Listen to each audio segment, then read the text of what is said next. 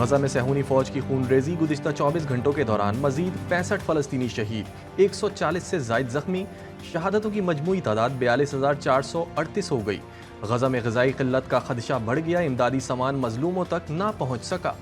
लाखों लोग जंगज़दा इलाकों में इमदाद के मुंतज़िर।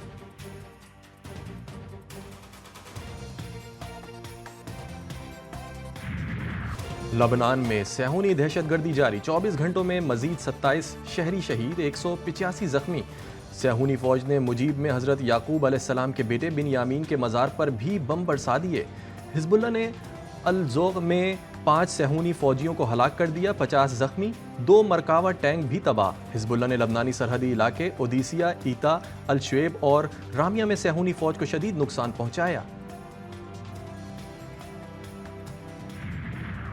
अमरीकी और बरतानवी फौज ने यमन के दारुल हुकूमत सना और सादा शहर पर फिजाई हमला कर डाला। हमलों के बाद आग भड़क उठी। अमरीकी फौज ने हमलों में यमनी फौज के ज़ेर ज़मीन कायम सुरंगों में बारूदी ज़खायर को निशाना बनाने का दावा किया।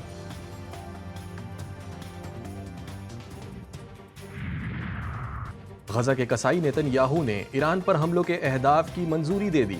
अमरीकी मीडिया ने इंकशाफ किया कि अमरीकी इलेक्शन से पहले इसराइल ईरान पर हमला कर सकता है। अब तक ये वाज़े नहीं किया गया कि मखसूस अहदाफ क्या हैं और ना ही ये बताया गया कि इसराइल ईरान के फौजी अहदाफ को निशाना बनाएगा या नहीं।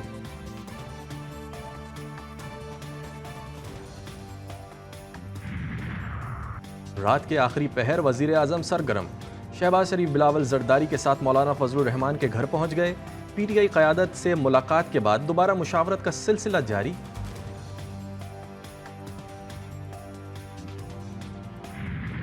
आईनी अदालत से आईनी बेंच तक का सफर। आईनी तरमीम के मामले पर बड़ा ब्रेक थ्रो। नून लीग की एक न चली, पीपल्स पार्टी और जेयूआई एक पेज पर आ गए। नून लीग और पीपल्स पार्टी आईनी अदालतों के क़याम से पीछे हट गईं। आईनी बेंच के क़याम पर इत्तेफाक राय। खुसूसी पार्लिमानी कमेटी के इजलास में हुकूमती इत्तेहाद जमातों और जेयूआई में आईनी बेंच की तश्कील पर इत्तेफाक हो गया। इत्तेफाक राय के करीब पहुंच चुके हैं, सिर्फ एक फूंक मारने की देर है। मुस्लिम लीग नून के सेनेटर इरफान सिद्दीकी का दावा।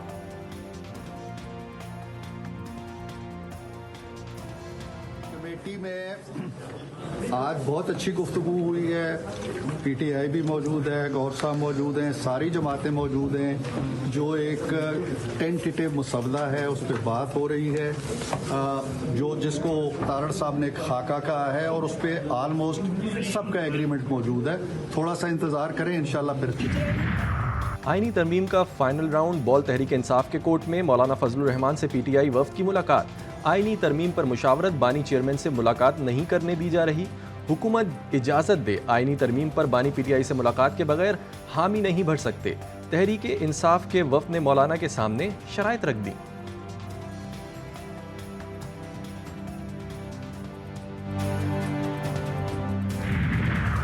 आईनी तरमीम के मामले पर हुकूमत और जेयूआई में बाज़ निकात पर ताहाल इख्तिलाफात बरकरार।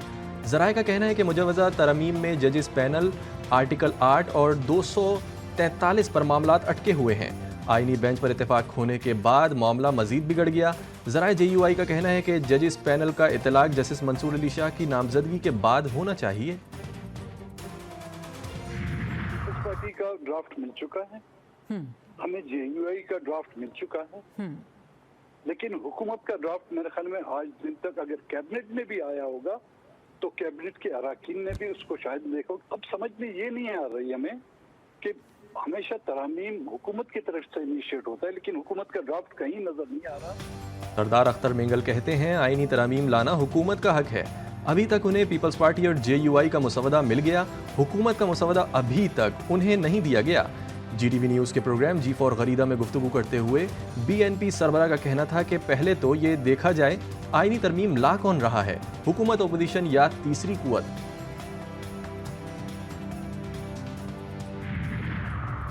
आईनी तरमीम से मुताल्लिक हुकूमती इब्तदाई मुसवदे की कॉपी भी मंजर आम पर। हुकूमत के इब्तदाई मुसवदे में आर्टिकल 63A समेत आर्टिकल 191 में तरमीम की तजवीज़ की गई। सुप्रीम कोर्ट का आईनी डिवीज़न तश्कील देने की तजवीज़ भी हुकूमती मुसवदे में शामिल। आईनी डिवीज़न के जजिस के तयन का इख्तियार जुडिशल कमीशन को देने की तजवीज़। सुप्रीम कोर्ट के 3 सीनियर तरीन जजेस में से एक को चीफ जस्टिस मुकर्रर किया जाएगा।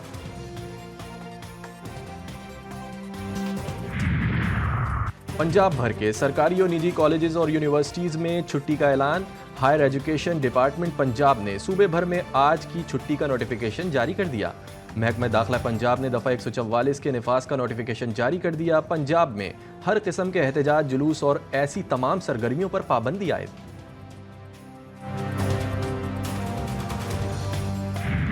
सानहे काटसास को 17 साल मुकम्मल। सानहे में 170 अफराद शहीद, सैकड़ों जख्मी हुए। पीपल्स पार्टी की जानिब से मुल्क भर में जलसे, जुलूस और रैलियों का इनेकाद किया जाएगा। मरकजी जलसा हैदराबाद हुंडड़ी बाईपास पर होगा। बिलावल भुट्टो जरदारी खिताब करेंगे। मुल्क भर से काफिले हैदराबाद पहुंचना शुरू।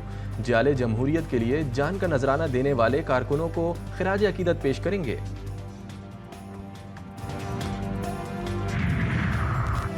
18 अक्टूबर शहीदों का दिन। बिलावल भुट्टो हैदराबाद में मुल्क की तारीख का सबसे बड़े जलसे से खिताब करेंगे। सिंध के सीनियर वजीर शर्जील मेमन कहते हैं, पीपल्स पार्टी का जलसा माजी के तमाम रिकॉर्ड तोड़ेगा। बिलावल भुट्टो सिंध के सैलाब मुतासरीन के लिए घरों का मंसूबा ला रहे हैं।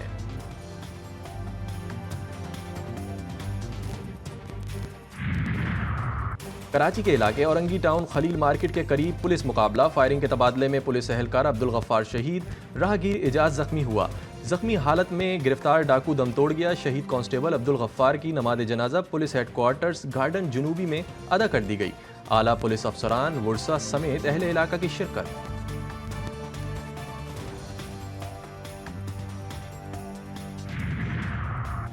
एसएसपी घोटकी हफीज बुट्टी डाकुओं के साथ मिले हुए हैं। डीआईजी सखर पीर मोहम्मद शाह का इंकशाफ। आईजी सिंध को लिखे गए खत में कहा, एसएसपी घोटकी के ऐसे डाकुओं के साथ राबते हैं जो पुलिस अफसरों को शहीद करने में मुलव्विस हैं। एसएसपी घोटकी ने तमाम इल्जामात को रद्द कर दिया।